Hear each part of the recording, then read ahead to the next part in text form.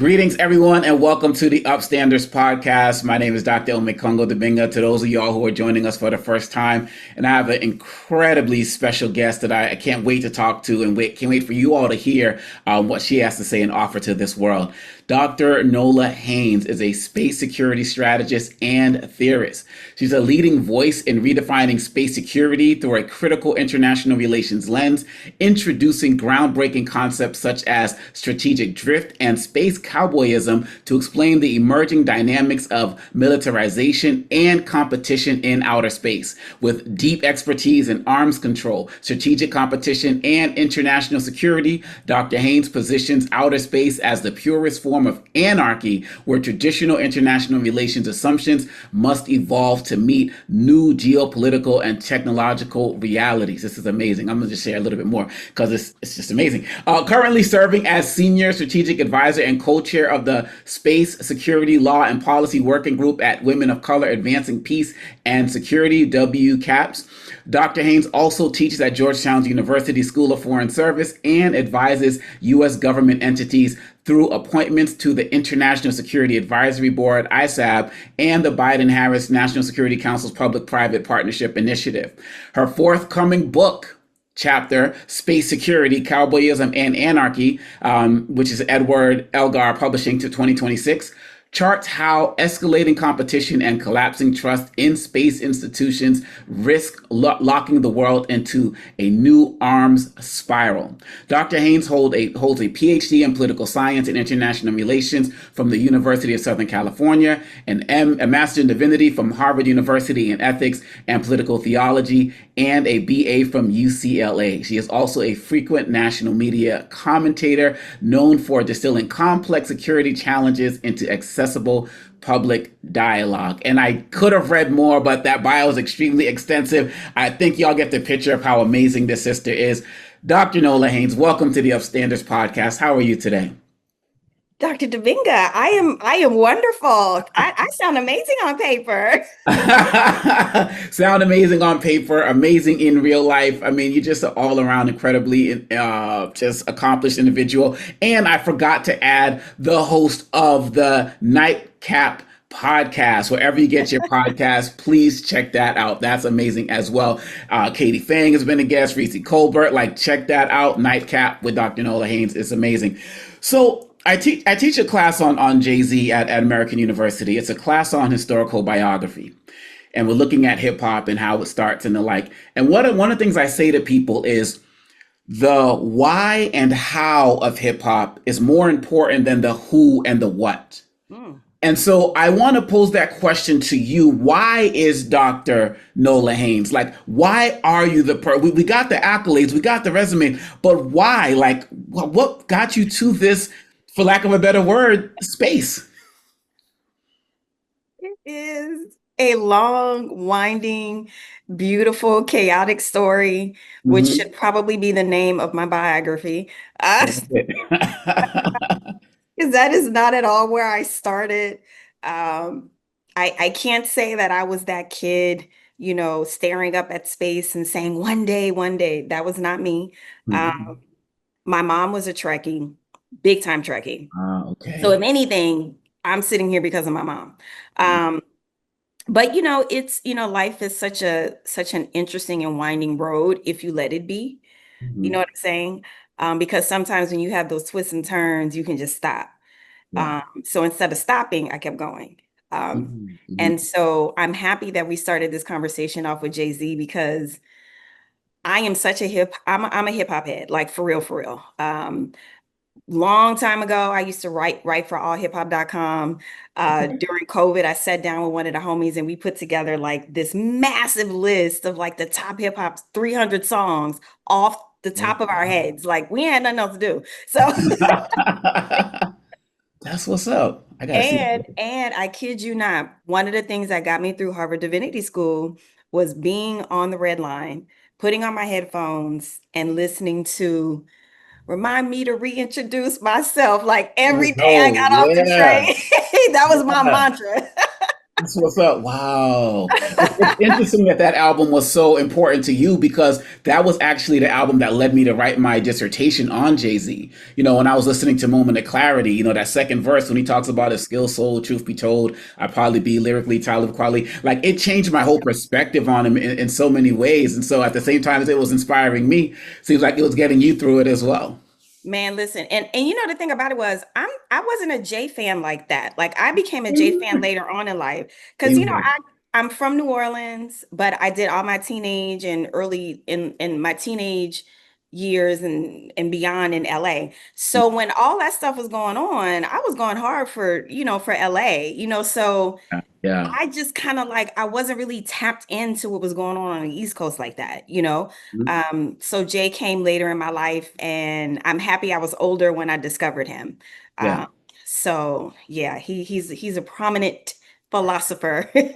Okay, so I'll send you the dissertation. It's about 200 something pages. No, you're not. No, you're not. You better highlight a paragraph and send that to me. You're not about to I send me got no you. nobody's dissertation. I got you. Not anymore, right? We done did that. So you talk about, so in your early days, you talk about New Orleans to LA. What was it like growing up in the New Orleans space, moving to the LA space? And what about those situations, in addition to your mom being a Trekkie, kind of piqued your interest in international affairs and space things overall? Were there pivotal moments that helped you get to that space? So, I've told bits and parts of my story, but the one part of my story that I kind of haven't told is when you grow up in the community in which I grew up in New Orleans. I went to a very popular, beloved Catholic elementary school, St. Leo the Great, in the Seventh Ward, where the Pope has ties. Pope Leo has Okay, ties. okay. You those people Um, right there. I love it. Back then, Creole culture is still very insulated, but it's disappearing for many different reasons. So part of that world was being exposed to the world. So when a lot of kids were watching Sesame Street, we were watching weird French cartoons. Mm-hmm. Our the women who educated us, it was this beautiful mix of these amazing Black women and these amazing Irish and French nuns.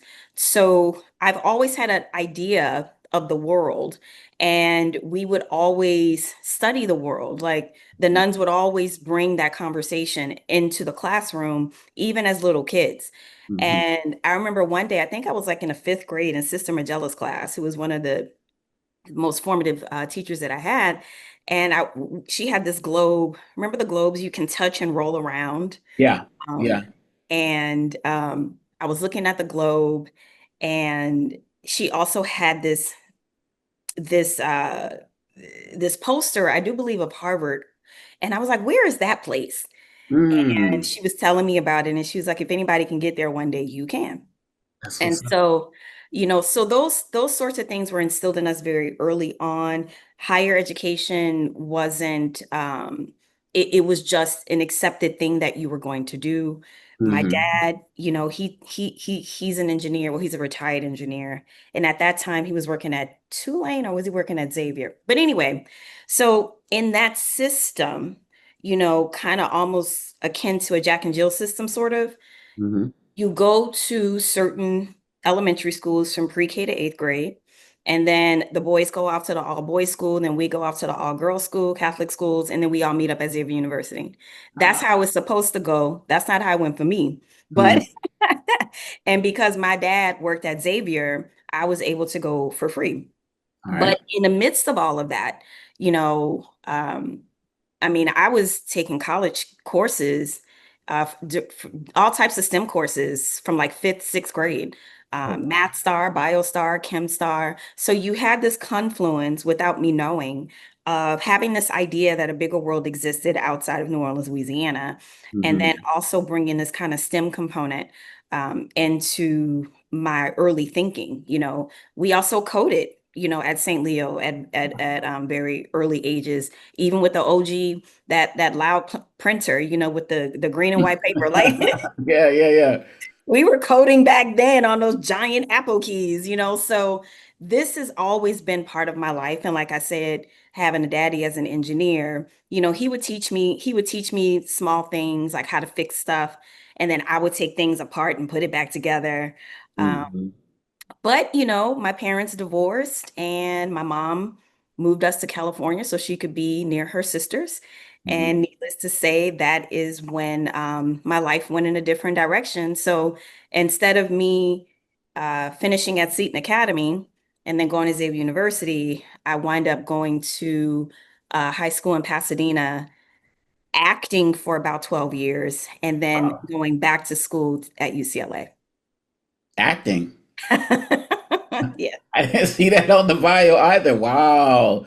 Yeah. That's Yeah, like so a I whole. did, oh my God, I did the whole thing. I did beauty pageants, but I was also doing those things in New Orleans. And that's another beautiful thing about growing up in New Orleans. So while there is the heavy focus on academics, there's also an amazing focus on the arts. I played the clarinet. We were always doing plays. We were reciting Langston Hughes plays and acting them out as children. You Mhm. know, Black Renaissance was just something that we were taught very, very early on. Um, I fell in love with James Baldwin very early on in my life, Toni Morrison. So it was a very unique space to grow up in. Creole culture has its issues, but I would say for me, in terms of the creativity and the kind of intellectual foundationing, it was bar none.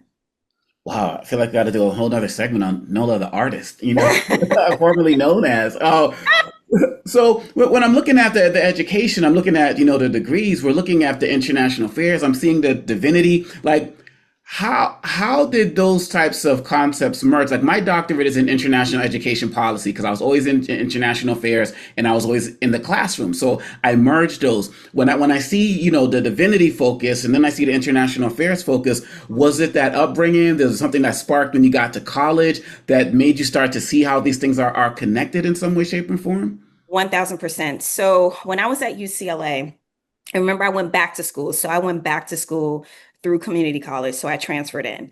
Um, when I went back to school, once I realized that I wasn't going to pledge, that's a whole nother story. I really, really, really just kind of dove into research. And so the year that I was at UCLA was the year we got Mellon Mays fellows. And Okay. I was part of the first cohort. I was the only Black person and the only transfer student. So research just called to me and I took to it. And that research is how I got to Harvard Divinity School. So an interesting thing happened. So my research at that point was focusing on the intersections of race, religion, and class in New Orleans and politics. Hmm. And as a child, what I was able to see was being Catholic had some sort of currency in the city. And I Hmm. didn't understand the origins of that. It was just an observation.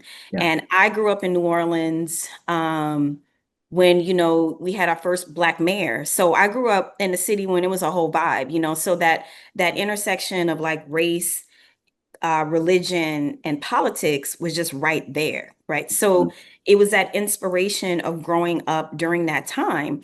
So my research, that was the intersection. I get to Harvard Divinity School, and two things are happening in the background while I'm there. You had the Occupy movement that was going on in the background. And Hmm. then you also had the Boston bombings, which is something that people don't think about because it was a smaller sort of, it was smaller than 9/11. But if Hmm. you were there, it felt really big. And just so happened at that time I was learning Arabic because part of the program, the 3-year program that I was in, you had to learn a language. Hmm. And I had a temporary advisor at that time because my advisor was on sabbatical, and she was like, "Sis, you already bomb, but you want to take it to the next level, learn Arabic." I was like, "Bet." Okay. Yeah. Yeah. So Yeah. that's what I did. And so one day I'm standing at the bus stop with my gigantic Arabic textbook, and my hair is wrapped. I always had my hair wrapped when I was in Boston. And Hmm. this white man walks up to me and spits on me at the bus stop outside of the law school. What? It took a minute to resonate what happened. Wow. My roommates were kind of suspicious of me, like, why is this Black woman learning Arabic? It was just all Mhm. these things that was happening. And this was what, maybe right at a decade of 9/11. So that was still in the air. Mhm. Um, Mhm. there was a big book at the divinity school that had just came out about veiling. So I was very drawn to all of this, which wasn't that far off from the work that I was doing. I Yeah. just applied more of an international lens to it. So Mhm. what wound up happening, I got very involved in identity and terrorism and religion. Mhm. So my work started to pivot towards more of an international perspective.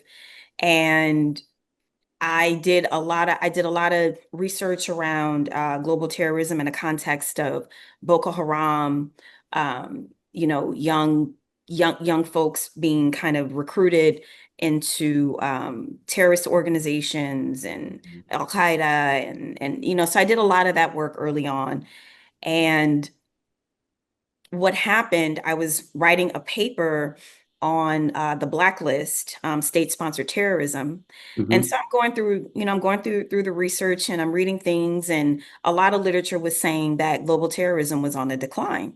Mhm. The new thing that people should be focused on is illegal proliferation of nuclear materials. And I was like, hmm.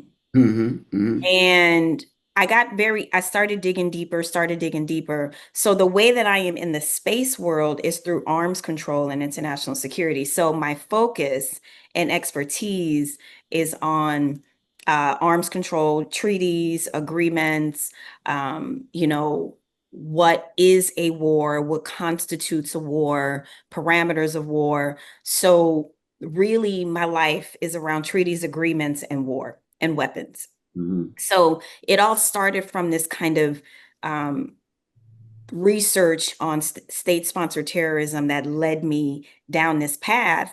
And fast forward a few years, I am teaching at Pepperdine. I'm teaching arms control and international security at Pepperdine.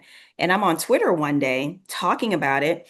And then Ambassador Bonnie Jenkins, she responds to my tweet, who was a former Undersecretary of Arms Control and International Security, the Mhm. first and only Black undersecretary ever. Wow. And so I'm like, did she just Wait a second. Hold up. she was like, it sounds like you found your calling. I was like, All like, right. you know how like in your intellectual lane we have celebrities. So she Yes. was like Yeah. a celebrity for me. Absolutely. And so anyway, got really involved with the organization she founded, which is WCAPS, which you read on my bio. Mhm. I've been a part of that organization for a long time in many different capacities, and that's been instrumental in my professional development. And then uh, kind of got an invitation to teach at Georgetown Mhm. when we were still virtual, Mhm. and wind up having to teach in person. So that's kind of the trajectory. And like I said, how I got into the space was through arms control and international security. So when I started looking around for problems, the problem kind of found me in 2021 Mhm. when China had tested something called a hypersonic missile. And the arms control and international security community went crazy. Um, Mhm. wondering, oh my gosh, is this the first trigger in an arms race in space? And so it kind of built upon itself. But Yeah. again, like I just want to make very clear, like I wouldn't say that I have the traditional trajectory into the space.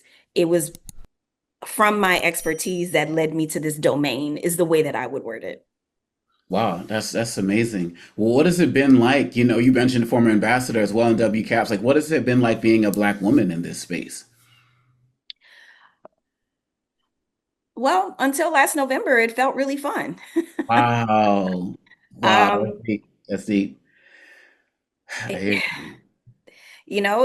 it was not only being able to have the experience of being on something like the International Security Advisory Board at Department of State, and working on very big problems, Hmm. but to be able to tackle those problems from the positionality of space and how important that domain is to our entire defense, infrastructure and our Hmm. entire communications infrastructure, right? So that was such an amazing experience, and being able to apply that knowledge and grow in that knowledge, get invited into spaces to do different types of threat assessments and advise. And like it was amazing. It felt like a dream that, of my mom's in a weird way, Hmm. getting invited to give talks at, the Space Center in Houston. And, just it was amazing. And honestly, all that kind of went away. Yeah. Um, I separated from Department of State a few months ago. Haven't been able to find another full-time policy role because my role at WCAPS is part-time, just because women of color is in our name and we're not getting funding the way that we used to get funding. So, it's a very interesting situation to kind of go from uh, having this incredible experience to kind of drips and drabs now. I Hmm. get invited to give talks, my chapter, I'm really excited about my book chapter. People are interested in it, and I'm going to turn that into a book. But it's compared to what it was, I would say, is drips and drabs now. I do teach space security at Georgetown every spring, so that's something. What are some things that, or even the most important thing we should know about this idea of space cowboyism? Like, people who do international affairs, who even don't do international affairs. Well, you and I both know that we are all affected by these things that are going on nationally, internationally, as well as out in space. What's like a basic type of thing that we should know about this work that you're doing? Well, there really are no rules of the road. I mean, there are, but people aren't paying attention to them. It's one thing when you have states and governments involved, and now you have these commercial entities involved that really have no guidelines outside of, the parameters of what your spacecraft should look like. And, like there are parameters, but in terms of like international governance in space, it's kind of the wild, wild west up there. Yeah. So it's this confluence of the commercial actors, state actors, and the legal framework that exists. There's no enforcement, there's no verification, there are definitional challenges in terms of legalese, so, there are challenges. I wanted to talk a little bit more about this Black political space that we're in and how it connects to your work, to get your thoughts. I feel like I'm seeing these different spaces where Black folks are like, okay, we're resting, we're not engaging. And, part of my whole thing, and I'm seeing debates about, even people are going into FBA and ADA. So because we're this, we're that, we're not part of this. And I'm trying to have conversations about the diaspora. Like, we need to look at what's going on to Black people around the world. And it just seems on so many levels that many Black people are just disengaging from the various levels of this. What are your thoughts as it relates to, number one, how Black people should be responding in this political moment, but not just within the United States, but within this international political arena that we are living in that ultimately takes us out into space as well? I feel like too many of us are withdrawing. Like, what are you seeing in your area of expertise with this? So two things. Well, it's more than two, but I'm going to focus on two things. Hmm. The apathy, in one way, I kind of get it. Hmm. There are a lot of Black folks out there who believe nothing's going to change. If I get out there and vote, what's the point? Especially with all of this conversation around election interference, Hmm. which is part of the project of any autocrat or dictator. They want you second guessing elections, right? They want you to distrust the process so you can stay at home. I mean, that's part of the strategy. Hmm. And in many ways, it's working.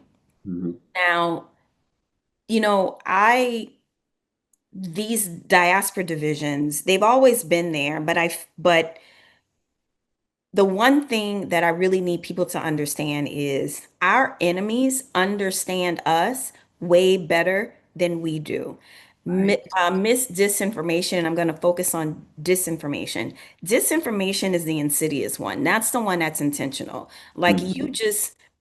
there'll just be a post out of the blue one day. It won't have any sourcing. It'll say something divisive about, oh, Black Americans are um, they're not going to support African businesses anymore. Mm-hmm. Where's that Mm-hmm. coming from? What's the Right. source of this? It's coming from a whole troll farm in another country that's pulling on those threads. That's pulling on those threads because those are some of, those threads that they're pulling on that also distracts people.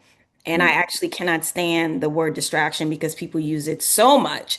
Yeah. But part of disinformation really is to distract and to give you the wrong information to trigger your emotions. It's Mm-hmm. designed for you to get emotional about fake and false information, Right. right? Right. Um, which is kind of when people are saying false flag and they say it all the time and they use it all over the place. But disinformation really does work that way. Mm-hmm. And the strongest Democratic voting bloc are Black people in this country. And isn't it interesting to keep us occupied with dumb stuff, versus on what we should be focused on? Mm-hmm. And it keeps us kind of out of the game a little bit, right? It keeps us focused on the wrong thing. Mm-hmm. So, from that perspective, it saddens me because in the security space, I understand how effective disinformation is. It's been effective. It's one of the reasons why it's one of the most used and oldest tools in the kind of sabotage toolkit, right? Mm-hmm. Mm-hmm. Um, because it's kind of really easy to do. And because we are the most online group, we get affected very differently and quickly, Mm-hmm. right? The same way when you look at the right, these young folks who are being pulled into these kind of red pill, blue pill, gamified conversations about masculinity and what femininity should be. Everybody's being conditioned, and I'm using that word from the social science perspective. Everyone's being conditioned, Mm-hmm. as if it was some sort of uh, experiment because essentially that's what it is. So that's another part of it. Now, the people that let this inform their thinking, Mm-hmm. I shouldn't say let because I feel like that's putting the onus on the people that are intentionally being targeted. People Yeah. that are affected by this. Mm-hmm.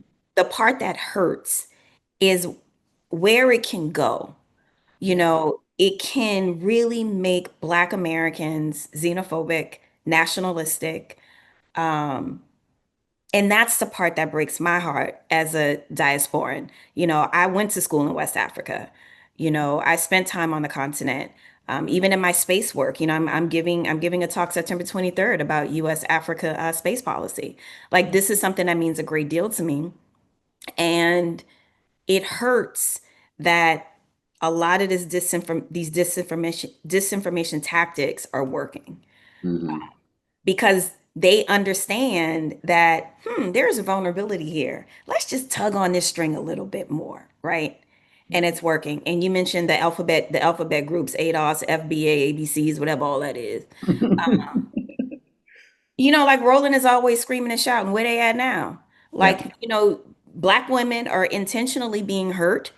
Our unemployment numbers are upwards of 300,000. 300,000. Then with Black men added into that number, it goes close to 400,000.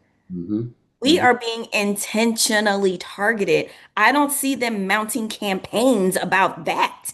Right. But you care more about a braiding shop, getting your hair done, but Right. you're not outside marching and screaming, yelling, hooting and hollering because people are being pushed out of the workforce. I mean, this gutting of the federal government was intentional because as we both know with the old school black joke, go get your good government job. Mm-hmm. Mm-hmm. There is no more go get your good government job Yeah. because they have completely discredited and completely gutted stability in that sector. And that was one of the sectors where you can get to the black middle class, black upper middle class. That was the sector of mobility. Mm-hmm. Mm-hmm. They're not outside screaming and marching up and down about that. I don't care about no African braiding shops. Yeah. Man, yeah. Aunties who braided my hair, the Senegalese aunties who braided my hair in LA, they were perfectly fine. Mm-hmm. So, Mm-hmm. I'm just really irritated with this. My best friend, she's Naija, and we have these conversations all the time, and it's heartbreaking and where we could be so much stronger together. The strength, the talent that's coming off the continent mixed with this kind of black moxie, I'm not supposed Mm-hmm. to word, but creativity and talent, like if all of that was harnessed, and that is a threat to a lot of people, which is why they work overtime to make sure it doesn't happen, Yeah. right? Yeah. Yeah. Um, that is definitely intentional. And I just wish that we have more conversations about it because we need to be out there educating people on this, especially the way that we are being targeted and attacked on social media. Absolutely. I just have two more questions for you. I mean, this has been so amazing.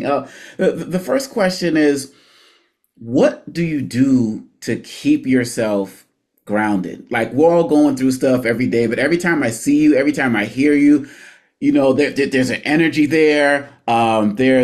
Even if you're talking about something that's negative going on, I feel like there's a sense of like optimism coming out of your voice. Like, what are you doing to stay grounded in this space to keep your joy in all of the distress and everything that we're living with today?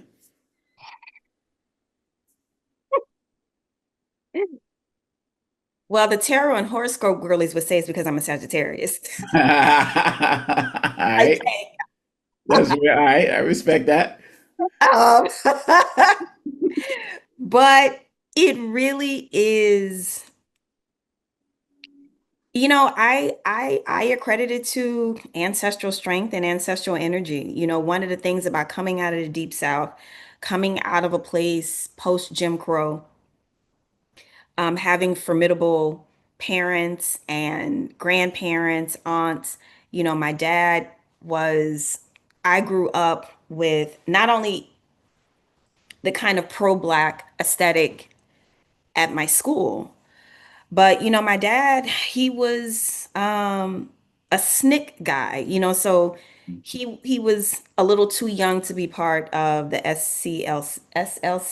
I always get the Southern. LC, Christian Leadership Conference. Yeah, Yeah. there we go. Mm-hmm. He was part of the student movement, Mm-hmm. right? So I grew up listening to Kwame Ture and Ruth Rap Brown, and so there's this kind of aesthetic that is kind of like imprinted on my DNA. And even as a little girl, I would challenge things and I would ask questions.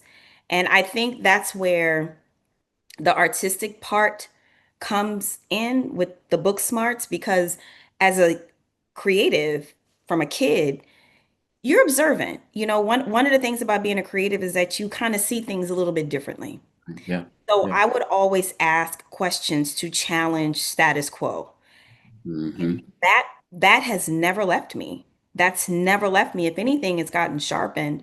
So I would say coming out of the Deep South and as in a post Jim Crow context and seeing the strength of Black folks not sitting down, Mm-hmm. not laying down, that's in me. Yeah. That ancestral strength, that ancestral energy is in me. I personally, I know that there are some people out there that are embarrassed coming from enslaved Africans. I am not. I am not that person, honey. Because Mm-hmm. if I'm sitting here, can you imagine what they had to go through? That's right. And when I went to Elmina in Ghana, I think that became strengthened and fortified once I was able to see and be in the small little holes that they had to sit in for punishment, and to see where the women were brought up to the master through a small little hole in the roof. And when you have those Mhm. kind of experiences, for me, that only made me stronger in my resolve as a Black woman. Yeah. So that stuff is kind of internal, but right now what's getting me through, I got to be honest, it's mostly Black women. The Mm-hmm. community that's come out of all of this has been one of the greatest things, and the Persist Network is where I have my show, Nightcap, was founded by Rhonda Fox, who was the sister who led the Coalition for Women, first for Biden and then for Harris. And Okay. so we were all kind of grieving together after the election. Mm-hmm. And um, Persist actually was born in Gloria Steinem's living room. Wow. And we understood the mission from then on, and we are trying to build a network to counter this so-called manosphere, which is why the Persist Network is built by women for women. Otherwise, I would love to have you on my show. I get it. I get it. Shoot. So the community that's come out of this, and DC, being in DC now, reminds me of growing up in New Orleans, because I've never seen this kind of Blackness, Mm-hmm. you know, um, that exists here, even though we're all hurting in different directions. And I think that's part of it, because we all are hurting in different directions. We can come together and talk about that and hold each other up in a way that you can't necessarily talk about in mixed company. There's an authenticity and a rawness um, in the community of Black women that I'm surrounded by, which are mostly Black women who had, GS-15, SES, roles in the last administration, the Obama administration. So Mm-hmm. it's a certain type of Black woman that has sustained me since I have moved here over Oh, a year ago. that's amazing. Wow. And my last question would be, what advice would you give to a young Nola Haynes right now? Someone maybe in high school or college, thinking about finding their way. What advice would you give to them to possibly be in a similar space to what you're doing today? Because I'm sure that you've piqued the interest of a lot of young people who are going to be seeing this. The one thing, I'm not a person of regrets. I've had so many unique and different experiences. I don't like the fact of not having um, financial security right now. Like, that sucks. Like, that is not okay. Yeah. Um, but I would tell my young self to never stop coding. Mm-hmm. That is the one thing that I think about a lot, because I was really good at it. And I did in my PhD program. So, I worked on a few data projects when I was in my PhD program, but so much time had, like, gone between that. Mm-hmm. When I think about being that little kid in like the sixth, seventh grade coding, and where I am now in my 40s, oh my goodness, I could be the Yeah. administrator of NASA, Yeah. like. Yeah. Yeah. Mm-hmm. So and I'm very honest about that. In this new world that we are all in right now, tech is going to drive it. And in many ways, I am still very much so in STEM, even though I'm a social scientist. I'm still, I would say social scientist STEM. I do wish that I still had the hard technical background. But I fell in love with political science. I went back to school, and my major was geology, because I wanted to be an environmental engineer and go back to New Orleans and physically help rebuild it. And I just fell in love with political science. I don't know what to say. Um, and that's really it, if I'm being honest with you. What I would say to young folks, no matter what you are doing, even if you have to teach yourself, YouTube or AI, you want to build your coding skill set. You want to make sure that you understand the language of the future. Mm-hmm. Mm-hmm. That's powerful. That's really powerful. Where can people go if they want to hear more and see more of what you're doing? Okay, so I'm all over the place. If you just want to hear about what I'm doing in my career, then follow me on LinkedIn at Nola Haynes. Instagram is more of where you'll find stuff regarding my show Nightcap and all the different media hits, so that's at Nola Haynes. And I'm also on Substack. I have a Substack called Security Brief, where I speak more specifically about arms control and international security. If you're interested in those sorts of things, follow me on Substack. If you just want to hear what I think about culture, to hear what I think about Blackness, follow me on Threads at Nola Haynes.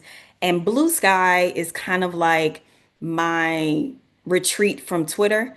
So my Blue Mhm. Sky is kind of like that space for that, also at Nola Haynes. And then also, if you want to watch my show Nightcap live Tuesday nights at 8 p.m., follow the Persist Network on YouTube and also on Substack. And I'm also on YouTube at Dr. Nola Haynes. So I'm on all the things. Follow, subscribe. Please, please, please support my independent work. It's important to me to bring you all information digested in a way, challenging information in a digestible way. That's what's important to me as an educator. And you absolutely do that. And so, Dr. Nola Haynes, I want to thank you so much for joining the UpStanders podcast and wishing you continued success. Thank you so much. And I really enjoyed this. Thank you for that line of questioning. Oh, no doubt, no doubt. And I'm looking forward to. I need that 300 songs hip hop list as well when you get it. Absolutely. All right. Thank you so much.